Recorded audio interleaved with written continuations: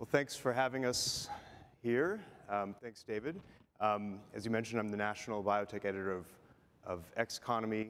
No relation to Techonomy except in spirit.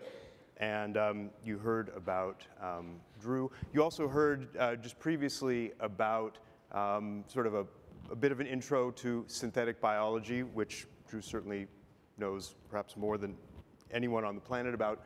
There was one thing that you just heard about at the end of the talk that I think is a good way to start our talk. And that is, with all of these tools, perhaps even Autodesk supplying them, there will be, as many people believe, a democratization, as there has been on the tech side, now on the biology side. That's certainly something you're working on. Well, why don't we jump into that and ask a bit of a provocative question. How much democratization should there be in the tools that will help create the biology of the next 50 years? And you want me to answer that? I don't know what to make of that verb. Mm-hmm. I think dissemination and promulgation are interesting. When I hear democratization, I think everybody will vote on whether or not Andrew should be making a personal virus for somebody. And so, but I do think the question brings up a couple points. When I think about the future of biotechnology, the two fundamental trends that seem ripe for creating laterals are, number one, distributed manufacturing. Biology is a way of making things which can make things almost everywhere on our planet. And right now we're in a point in time in our civilization where we have a lot of centralization of manufacturing. So think about what your bread machine can make. Well, that's a reactor with a bunch of yeast, Saccharomyces cerevisiae, which is a workhorse of biomanufacturing. Samsung should be thinking about the content in their bread machines, not just the hardware. The other fundamental trend, which to play off of democratization, is coordination of labor. There's something about a democracy that is bringing people together and to have at it. And when I think about synthetic biology, what it really reflects is gaining access to distributed manufacturing platform, but secondly, coordination of labor. And this is a relatively esoteric topic in that it depends on things like metrology, how you decide that a meter is a meter, and reference standards, and giving and getting. But it's the technology platforms that allow people to coordinate. And if people can coordinate their labor, then all of a sudden you make things that are impossible. My favorite example from 2,000 years ago is the aqueduct in Segovia, Spain, which is made from standardized rocks. And the significance of the rocks is that they've been coordinated, they're manufactured in a way that somebody could make them in a quarry and another person could assemble them. And 2,000 years later, if one of them crumbled, we could rebuild and sustain this. Now, by myself, I could never make that aqueduct, but if I could work with other people. So democratization for me unpacks and redirects into distributed manufacturing, meaning everybody can manufacture, and because everybody's got biology. And then it also is about coordination of labor. The last 40 years of biotechnology have had a lot of sharing, but not often sharing of technology. Yeah. So coordination, we can perhaps look at the last 40 years of technology, and the venture fund up the road that has sort of famously tweaked its peers by asking the question, we were promised flying cars and all we got was 140 characters. And we could look at, we could look at various types of technology and say, well, who was coordinating, centralizing, who was doing some of that top level down thinking about it, and where did that get us? Perhaps it got us some, the cars that drove us all here, but it also got us, a hell of a problem in global warming. So where do you go from there? You've got these little biohacker clubs, DIY bio. How do you start to think about coordination across those disparate groups? What do you need? It's a good question. I don't know. Okay, but then the next part of the way of thinking is what is worth coordinating, and it might be relatively little. Best practices with regards to safety is probably worth coordinating. Development of a language is probably worth coordinating. We humans develop languages over and again. Most of our, like we're using English today. We have languages for communicating between people, but there's also languages communicating between us and machines or systems. Java, C++ is a type of example of those languages. We will have a language or languages for communicating with biology. And one can ask, how should we coordinate their development?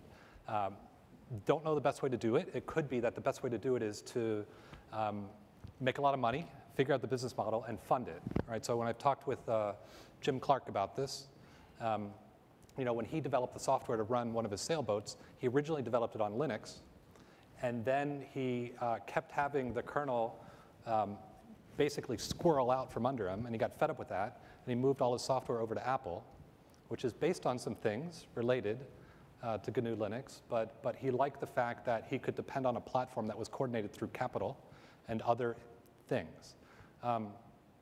So all I can represent is there's probably some experiments that need to take place for us, and me personally, we're working backwards for a very deep view. We think that languages that survive over time are under selection to be free to use.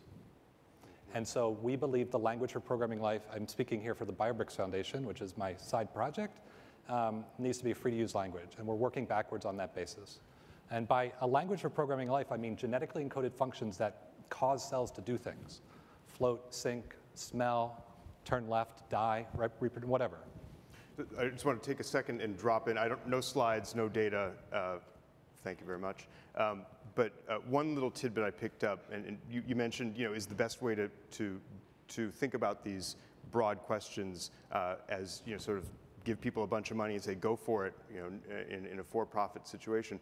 The Woodrow Wilson Center, a think tank in DC, reported at the end of 2013, there were more than 500 entities worldwide engaged in synthetic biology. And worldwide, the universities and academics still outweighed the for-profits, but just by a little. In the US alone, the for-profits have already overtaken the academics. So that perhaps is already taking place. That shift is already taking place. Our students have to do something. Our students have to do something. I mean, the other thing that brings up is a question of organizational ecology, right? So one of the lessons for biotechnology to take from other fields of technology and economy are how do we choose to organize ourselves? The Universal Serial Bus Consortium is fantastic for what it's done. The Apache Software Foundation, Brian Bellendorf's here today. Mozilla, Long Now. All these different ways of organizing people to do stuff. Sometimes it's for profit, sometimes it's public benefit, sometimes it's a university, sometimes it's a national laboratory.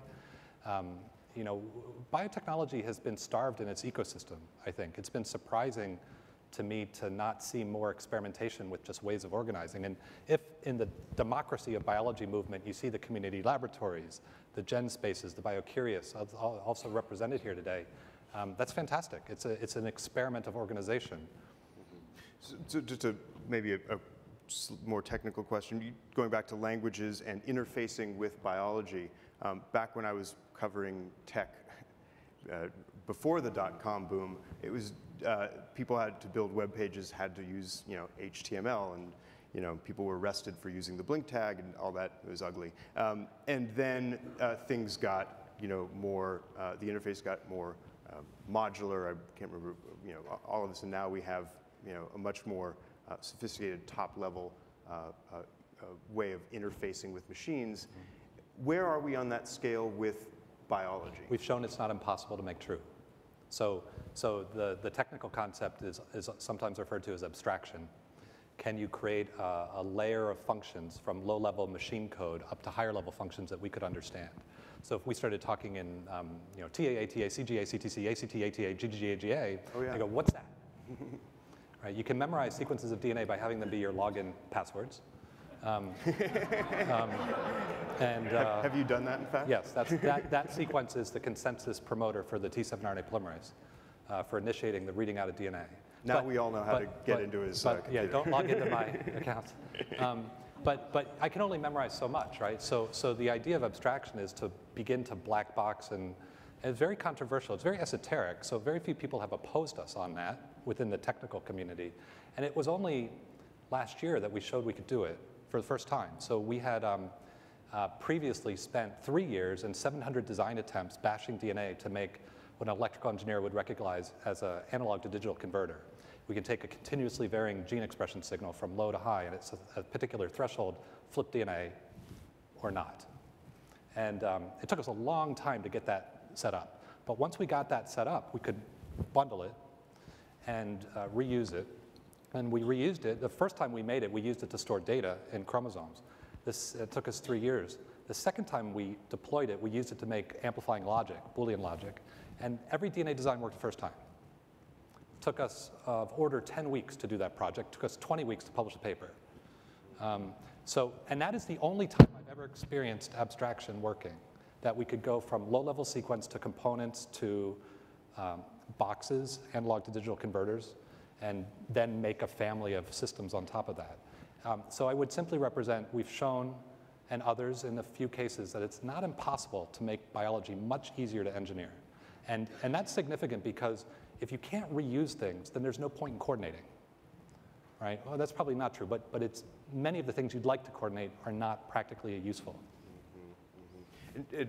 Well, reusing things, then there is no Mozilla, correct me if I'm wrong, Linux in the biotech biology world, given the I mean, patents are fierce on the tech side as well, but biotech has its own unique set of circumstances. And do you see that type of model, open source model, porting over? It's maybe inevitable. That's what BioBricks It's totally inevitable. So thank goodness the Supreme Court made a particular decision last summer that natural sequences of DNA cannot be claimed. I'm for that. And we worked with Mark Fisher of Duane Morris out of their Boston office. Mark was the person Richard Stallman worked with to develop the GNU Emacs license that later became the GPL. Got connected up with him through Saul Griffith at a meeting Tim O'Reilly set up a while ago, like 10 years ago. And Mark drafted the BioBrick public agreement for us. We could not use copyright as the legal tool for giving and getting property rights around bioparts. So we created a scaling asymmetric contract system, which is interesting if you're a lawyer, but it's otherwise just a web tool if you're a contributor or a user. The challenge we've run into is a legacy of the 1980s. Most inventors are not liberated to give things away. And by dumb luck, I find myself at a university where Kathy Koo in the tech transfer office is amazing. And if you read the Stanford patent policy, paragraphs 1 and 2 are just like everywhere else. Paragraph 1, you work for Stanford, we own your inventions. Paragraph 2, we're generous. We'll share in the royalties if we license it. Paragraph 3, totally atypical. 1 and 2 are like everywhere else. Paragraph 3 says, if the inventor would like to give the invention away to the public domain, you're free to do so, period. Well, we drive a truck through that one for the things we want to contribute to the public domain. So you perhaps are in a unique situation, right. But what about the rest of the biology? We got to fix it, period. I mean, sometimes we patent. We patent when other people are filing claims and we don't like the claims and we need to make sure that we can push back against it. But when we're ahead, the logic family, for example, we slam that into the public domain.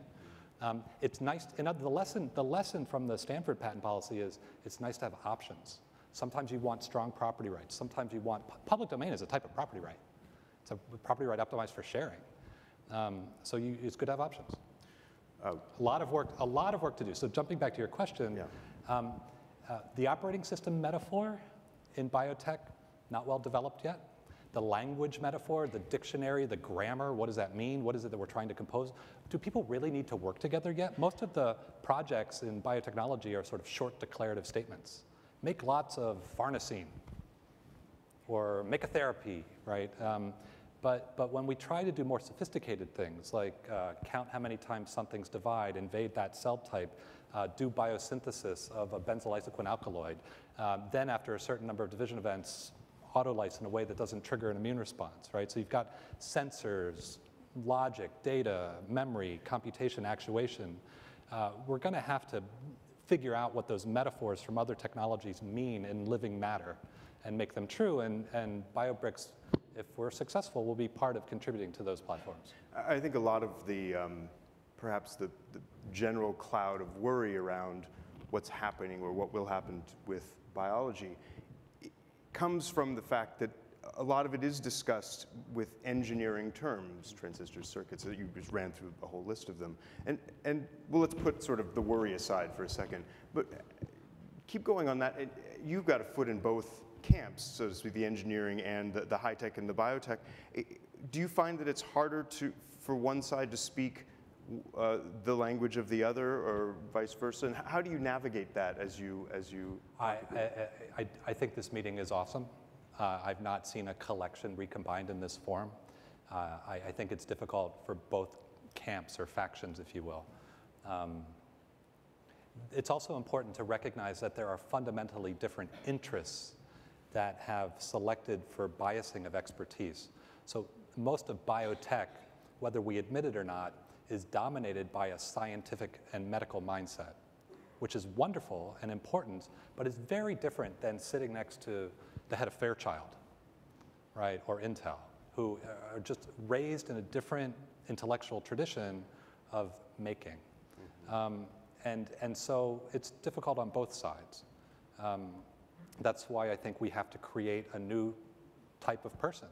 And they'll still be human beings, but they'll be wetware engineers, right? And you know, I'm embarrassed to be at an institution that helped invent genetic engineering 40 years ago, but it's only been in the last few years that we've had an undergraduate major in bioengineering. We never started a genetic engineering department at Stanford, right? So there's a lot of backfilling to do. It's coming from, you know, I'm coming from civil engineering, and you know, I worked at Amtrak one summer, so I'm used to a mature field of engineering, and to move into the space of living matter and want to engineer that, and just sort of, well, where's all the infrastructure? It doesn't exist yet.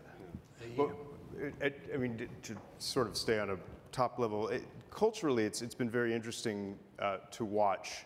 You know, I guess when genetic engineering began, that was a real, you know, societal fear. And here we are, what, 30 years later, and roughly, you know, a fifth of the drugs worldwide are in fact recombinant proteins. And no one seems to be jumping in front of the Genentech buses, you know, to protest, but they're jumping in front of the Google buses, et cetera, to protest. As we move into the tech folks, the Silicon Valley folks, working in healthcare and biology, do you worry that there is a gulf that needs to be bridged to understand what goes into healthcare, what goes into biology, and some of the concerns, say privacy, for example? And it's security. A good question. It's a good question. I defer it to the subsequent speakers. Okay. And maybe we return to it. I think one of the, you know, taking that question and returning to the previous one, one of the challenges I've encountered, and Nancy Kelly's here, she'll probably speak to this as well, is how people in other sectors of technology simply don't know very much about biology and biology's economic impact. And even though genetic engineering is relatively young, it taps into the reality that biology is very old. And so we can, as we apply our opposable thumbs to engineer living systems, immediately tap into huge manufacturing capacities. Rob Carlson and a few others have tried to quantify the so-called bioeconomy, meaning in their language, what is the dollar revenue on an annual basis domestically for products manufactured using genetic engineering? Well, the number they estimate is about 300 gigabucks, 300 billion domestic. And drugs actually only 80 billion. Food is 100 billion, and stuff is 120 gigabucks a year. Shampoo. Better soap, yeah, like Genentech, not Genentech, but Genentech, making industrial enzymes and whatnot on Page Mill Road. That's a lot of money. And at Stanford, the way this manifests is, you know, we started this new bioengineering department. It's amazing. We get to hire 24 faculty from scratch. It's not enough. We probably need to double in size. Now, when we talk about that on campus, the senior faculty go, you could not possibly get as big as electrical engineering until you have as much impact as electrical engineering has had on Silicon Valley, right? The department has a whole element from the periodic table naming the region. But what's not appreciated is biotechnology is actually bigger now. We forgot that, or we just missed that. So I think there's now, and oh, by the way, having said that, I think this is, to use a simplistic metaphor, biotechnology that exists right now is sort of snowflake on the tip of the iceberg. Right? There's so many weird, interesting laterals. There's so much more to make. How much of biotechnology have we imagined? People gave some of the principles on these projects a hard time, but the two papers I really loved from last year were the storing data in DNA papers. George Church's book, and then some Shakespeare. All the DNA was made in Santa Clara at Agilent for both projects on the inkjet print heads used to dispense the DNA. Maybe I thought it was a stunt initially until the university librarian came to visit. Said, we want to do this, we want to do this. You don't know how unrealistic this is. This is $10,000 a megabyte to store, and it has 1 month latency. And he said, you don't know anything about the library. And that's true. I actually have never been to the Stanford library. So he goes, I'm part of a project that's trying to secure a representation of civilization for 500 years. Not as long as Stewart, but 500 years. And we have a problem with digital data storage because somebody always shows up every few years and says, use our new format. And we don't know how to forecast how much it will cost us to maintain the expertise to use the readers and writers of that format for 500 years. We can't bound our budget projections. So we rely on paper. And we spend $100 million to build buildings to store 60 million books. What if we could store it? What if we could store it in a material that's relevant to humans for as long as humans are relevant? And that's on a path of cost down for read and write. We're in. And we can afford 1 month latency, no problem. So who would have thought? Who would have thought? I'm kind of shocked more companies haven't shown up on just that little thing. It's not going to be for our notes in classes and talks, but for archival data storage, it's already great. And so I think there's a lot more laterals. So which part of, would you store it in your arm or your leg? Or which? I was talking with Kevin Kelly. He wanted to store his library in his gut, in the microbes in his gut. But they're always shuffling, yep. So you get, it's kind of a William S. Burroughs type of effect. It could be. Yeah. It could be naked lunch. Yeah, that's right. Naked lunch. Literally in your gut. So we've only got a few more minutes. We've sort of non-linearly ranged across a lot of things. Is there anything you guys want to hear? Go ahead, raise your hands, shout something out. Yes? What was the second paper? Well, I'll say it. What was the second paper? You mentioned one paper, which was storing data in DNA. Oh, there are two papers on the same topic, competing with each other, yeah. Okay. Yes, sir. So contracts change, manufacturing change. How does risk management change? How does risk management change when contracts and other things are changing? Yeah, and that's part of a bigger question, is sort of how do we represent what's happening and figure out whether or not what's happening is good or bad? And that won't be black or white. Interesting conversation with DuPont, for example, trying to figure out how to scale up manufacturing with biology. They have a facility in Tennessee, for example, making a significant amount of biomaterials. And they represent that as being net good, net win in terms of resource loads on carbon and whatnot.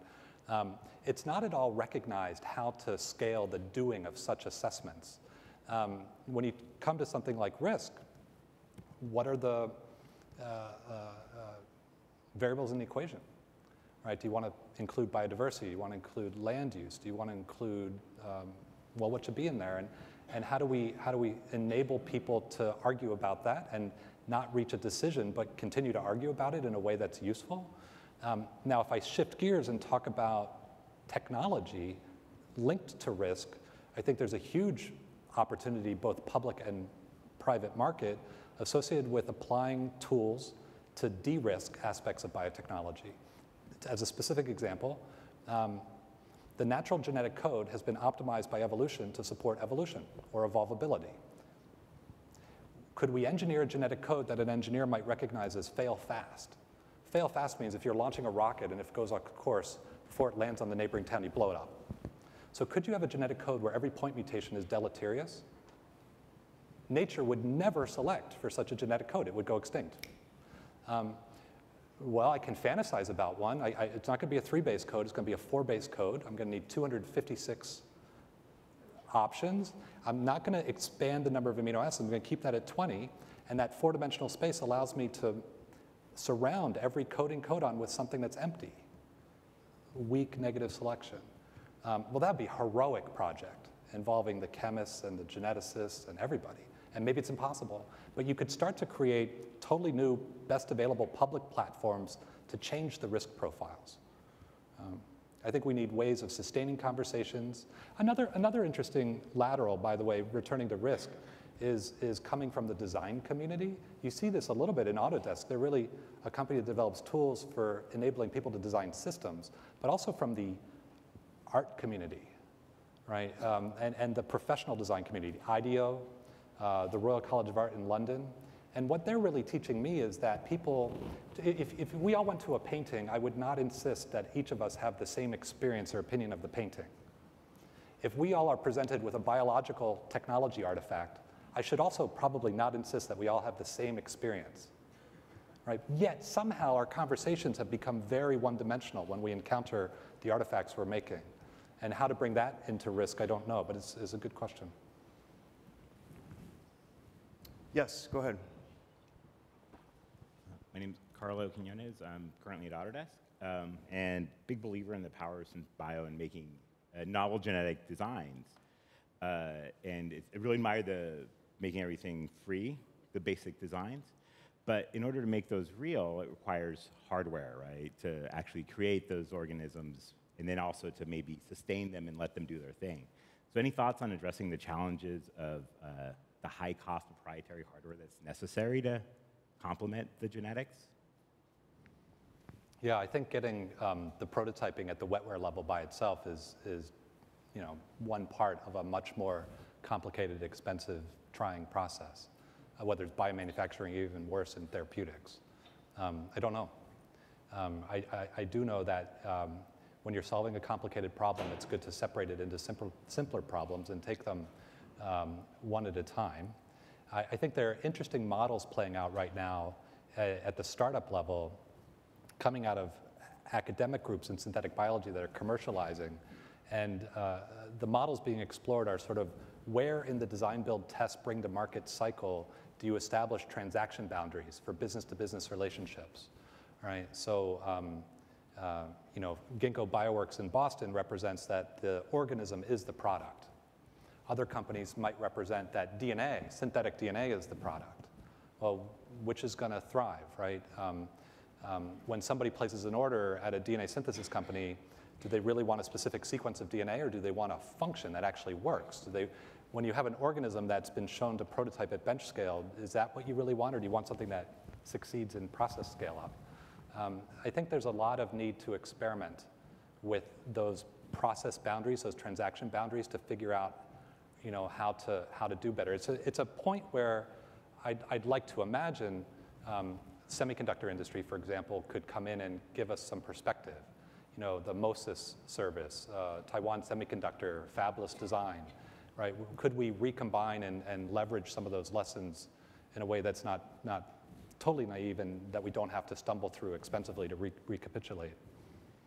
I want to quickly ask about the programming cells to store DNA to store data might sound totally far out, but we're already, just to kind of a point of clarification, a Nobel Prize was awarded a couple years ago to Shinya Yamanaka and I think a couple others. We are reprogramming cells with growth factors, and talking about building upon the works of others to do. I'm curious if you actually are using some of that work to inform what you're doing in terms of reprogramming cells as storage. So when you have protein factors like that that cause differentiation of native cells, those basically become actuators for us. Those would be the things we control. We're upstream of that with our genetic computing, so you could turn things on at particular places or particular points in time. What we've seen with the genetic data storage and logic systems we shipped over the last 2 years thus far is people have moved them into medical settings, mostly with the microbiome. Organisms that colonize the gut, and you need to figure out, is fructose present along with a signal from the immune system? If so, flip the DNA and turn something on or record that data so you can see what's happening. So right now we're developing basically diagnostics tools for discovering what's happening in places where silicon doesn't work, and those probably over a few years move into control systems for differentiation of stem cell fate and what have you. I think we're getting the high sign here.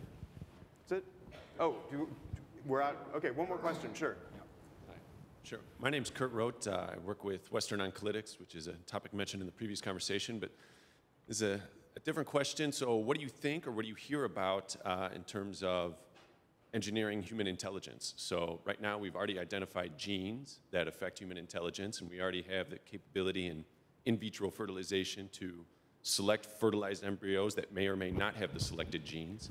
And so as of today, you know, a couple could fertilize several embryos and increase the odds that their kids are a little bit smarter. And so that exists now, and that'll only ever increase.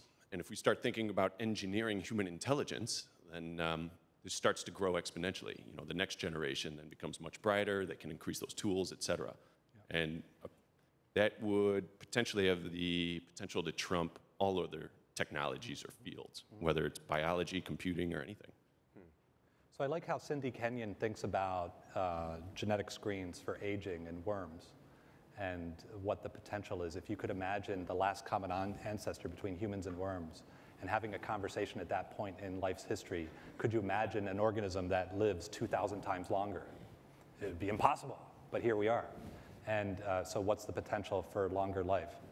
When I think about intelligence specifically, and you hit me with that question on the fly, I want to talk to a physicist and ask them about heat transfer, the power required to operate the brain and the surface area needed for heat exchange, and at what point would you start to melt the brain? So I don't know the answer to that, but I'd come at that from a physics perspective as well as genetics. Thank you for the question. Thanks, Drew. That was fascinating. Thanks so much. Very nice job.